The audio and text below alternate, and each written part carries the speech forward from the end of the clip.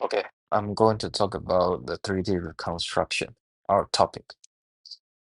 And before I talk about this topic, I'm going to talk about the 3D representation methods.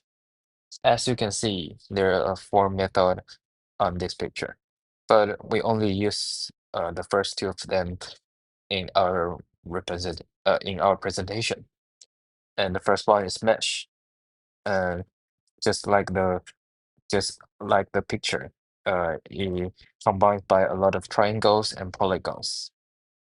And the other one is point cloud. And as you can see, there's a lot of points on these 3D objects. It often using some scanning techniques like LiDAR or some algorithm to get this point of a lot of feature. And I'm going to talk about another important thing in this 3D reconstruction is view transformation.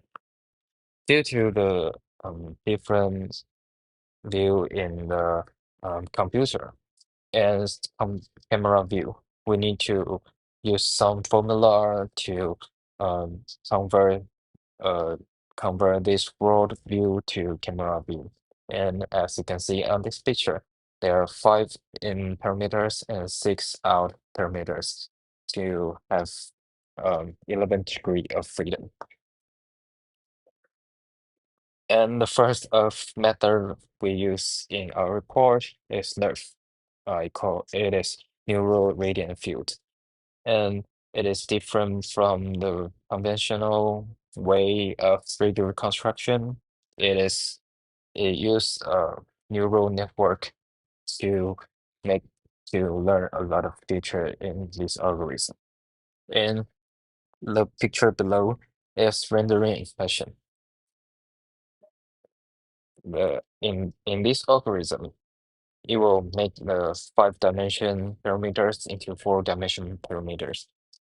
For example, like x, y, z, and two rotation parameters, theta and phi, and to the RGB and the sigma transparency. In this algorithm, also use the positional encoding. It allows this neural network to learn the outline or some detail in the picture. And as you can see, if you don't use the positional encoding, it will be very vague in the most right picture. And this is the example that I trained in this video. The 3D object is my Xbox controller that I play my video games. So this video shows that it takes some time to um, make this object clearly, but it is very vague. So I used another method, is 3D Gaussian splitting.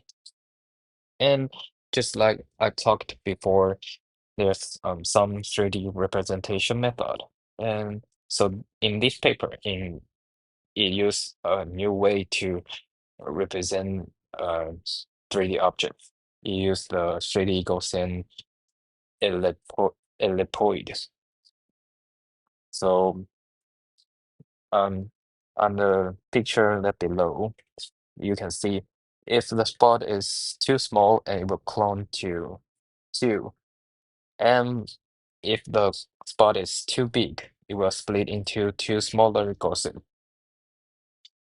And just like talking about the 3D Gaussian ellipsoid is, I'm going to talk about this. 2D Gaussian distribution, maybe everyone see this formula before. And the 3D ellipsoid can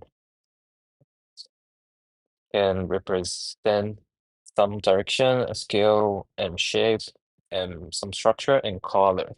So in this reconstruction, can use this new way to represent the 3D object that we want. So